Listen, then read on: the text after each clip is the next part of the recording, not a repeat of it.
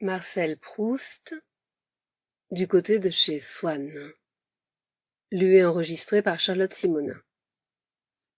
C'est ainsi que, pendant longtemps, quand réveillée la nuit je me ressouvenais de Combray, je n'en revis jamais que cette sorte de pan lumineux, découpé au milieu d'indistinctes ténèbres, pareil à ceux que l'embrasement d'un feu de Bengale ou quelque projection électrique éclaire et sectionne dans un édifice dont les autres parties restent plongées dans la nuit.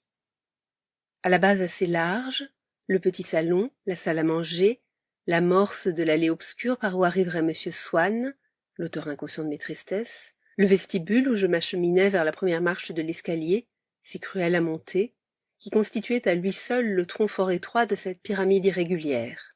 Et, au fait, ma chambre à coucher, avec le petit couloir à porte vitrée pour l'entrée de maman.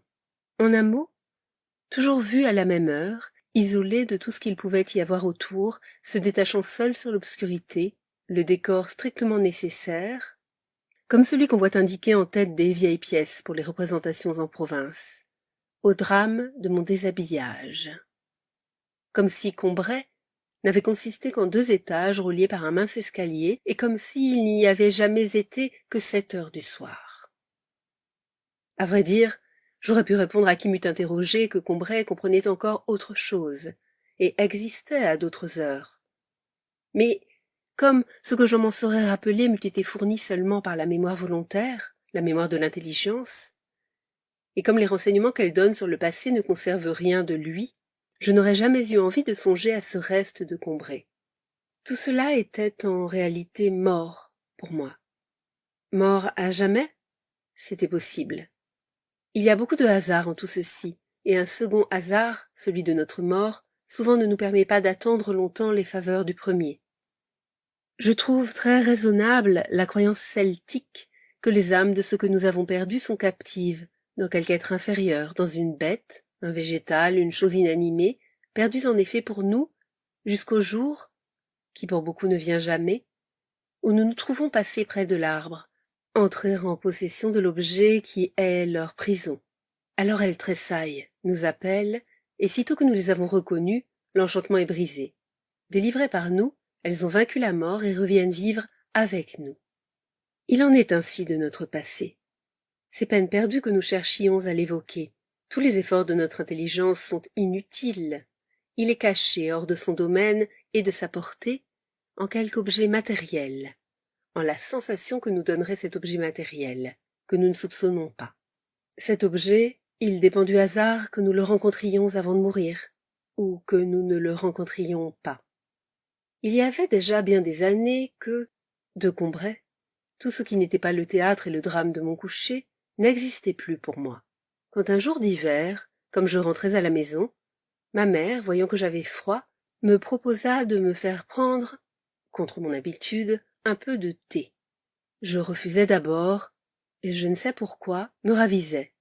Elle envoya chercher un de ces gâteaux courts et dodus, appelés petites madeleines, qui semblent avoir été moulés dans la valve rainurée d'une coquille de Saint-Jacques. Et bientôt, machinalement, accablé par la morne journée et la perspective d'un triste lendemain, je portai à mes lèvres une cuillerée du thé où j'avais laissé s'amollir un morceau de madeleine. Mais à l'instant même où la gorgée mêlée des miettes du gâteau toucha mon palais, je tressaillis, attentif à ce qui se passait d'extraordinaire en moi. Un plaisir délicieux m'avait envahi, isolé, sans la notion de sa cause. Il m'avait aussitôt rendu les vicissitudes de la vie indifférentes, ses désastres inoffensifs, sa brièveté illusoire, de la même façon qu'opère l'amour, en me remplissant d'une essence précieuse. Ou plutôt, cette essence n'était pas en moi, elle était moi. J'avais cessé de me sentir médiocre, contingent, mortel. D'où avait pu me venir cette puissante joie? Je sentais qu'elle était liée au goût du thé et du gâteau, mais qu'elle le dépassait infiniment, ne devait pas être de même nature. D'où venait-elle? Que signifiait-elle? Où l'appréhender? Je bois une seconde gorgée, où je ne trouve rien de plus que dans la première, une troisième, qui m'apporte un peu moins que la seconde. Il est temps que je m'arrête. la vertu du breuvage semble diminuer. Il est clair que la vérité que je cherche n'est pas en lui, mais en moi. Il l'y a éveillée, mais ne la connaît pas, et ne peut que répéter indéfiniment, avec de moins en moins de force, ce même témoignage que je ne sais pas interpréter, et que je veux au moins pouvoir lui redemander et retrouver intact, à ma disposition, tout à l'heure, pour un éclaircissement décisif. Je pose la tasse et me tourne vers mon esprit. C'est à lui de trouver la vérité. Mais comment? Grave incertitude, toutes les fois que l'esprit se sent dépassé par lui-même, quand lui, le chercheur, est tout ensemble, le pays obscur où il doit chercher, et où tout son bagage ne lui sera de rien. Chercher? Pas seulement. Créer. Il est en face de quelque chose qui n'est pas encore, et que seul il peut réaliser puis faire entrer dans sa lumière. Et je recommence à me demander quel pouvait être cet état inconnu qui n'apportait aucune preuve logique, mais l'évidence de sa félicité, de sa réalité devant laquelle les autres s'évanouissaient. Je veux essayer de le faire réapparaître. Je rétrograde par la pensée au moment où je pris la première cuillerée de thé. Je retrouve le même état, sans une clarté nouvelle. Je demande à mon esprit un effort de plus, de ramener encore une fois la sensation qui s'enfuit. Et pour que rien ne brise l'élan dont il va tâcher de la ressaisir, j'écarte tout obstacle, toute idée étrangère. J'abrite mes oreilles et mon attention contre les bruits de la chambre voisine. Mais sentant mon esprit qui se fatigue sans réussir, je le force au contraire à prendre cette distraction que je lui refusais, à penser à autre chose, à se refaire, avant une tentative suprême. Puis une deuxième fois, je fais le vide devant lui, je remets en face de lui la saveur encore récente de cette première gorgée, et je sens tressaillir en moi quelque chose qui se déplace, voudrait s'élever, quelque chose qu'on aurait désancré à une grande profondeur. Je ne sais ce que c'est, mais cela monte lentement. J'éprouve la résistance et j'entends la rumeur des distances traversées. Certes, ce qui palpite ainsi au fond de moi, ce doit être l'image, le souvenir visuel qui, lié à cette saveur, tente de la suivre jusqu'à moi. Mais il se débat trop loin, trop confusément. À peine si je perçois le reflet neutre où se confond l'insaisissable tourbillon des couleurs remuées. Mais je ne peux distinguer la forme. Lui demander, comme au seul interprète possible, de me traduire le témoignage de sa contemporaine, de son inséparable compagne, la saveur. Lui demander de m'apprendre de quelles circonstances particulières, de quelle époque du passé il s'agit. Arrivera-t-il jusqu'à la surface de ma claire conscience, ce souvenir, l'instant ancien que l'attraction d'un instant identique est venue de si loin solliciter, émouvoir, soulever tout au fond de moi? Je ne sais. Maintenant je ne sens plus rien. Il est arrêté, redescendu peut-être. Qui sait s'il remontera jamais de sa nuit? 10 fois il me faut recommencer, me pencher vers lui. Et chaque fois la lâcheté qui nous détourne de toute tâche difficile, de toute œuvre importante, m'a conseillé de laisser cela, de boire mon thé en pensant simplement à mes ennuis d'aujourd'hui, à mes désirs de demain qui se laissent remâcher sans peine. Et tout d'un coup, le souvenir m'est apparu.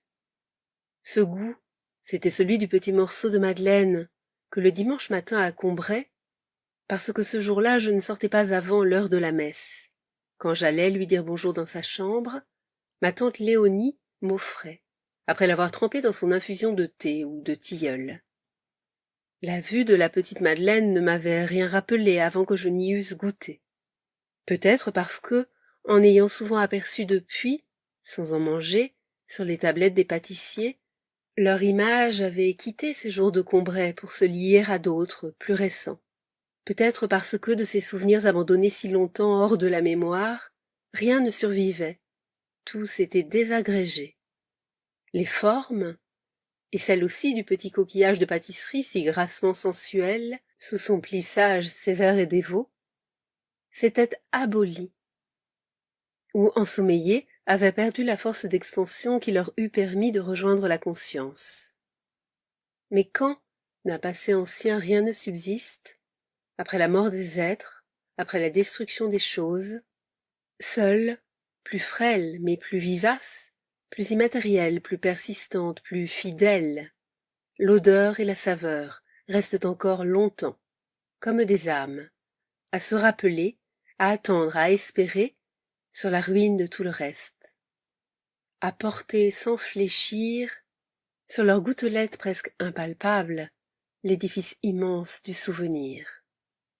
Et dès que j'eus reconnu le goût du morceau de madeleine trempé dans le tilleul que me donnait ma tante, quoique je ne susse pas encore et dusse remettre à bien plus tard de découvrir pourquoi ce souvenir me rendait si heureux, aussitôt la vieille maison grise sur la rue, où était sa chambre, vint comme un décor de théâtre s'appliquer au petit pavillon donnant sur le jardin qu'on avait construit pour mes parents sur ses derrières, ce pan tronqué que seul j'avais revu jusque-là, et avec la maison, la ville, depuis le matin jusqu'au soir et par tous les temps, la place où on m'envoyait avant déjeuner, les rues où j'allais faire des courses, les chemins qu'on prenait si le temps était beau. Et comme dans ce jeu où les Japonais s'amusent à tremper dans un bol de porcelaine rempli d'eau de petits morceaux de papier jusque-là indistincts, qui, à peine y sont-ils plongés, s'étirent, se contournent, se colorent, se différencient, deviennent des fleurs, des maisons, des personnages consistants et reconnaissables. De même maintenant, toutes les fleurs de notre jardin et celles du parc de Monsieur Swann, et les nymphéas de la Vivonne, et les bonnes gens du village, et leurs petits logis, et l'église, et tout Combray, et ses environs. Tout cela qui prend forme et solidité, est sorti, ville et jardin, de ma tasse de thé.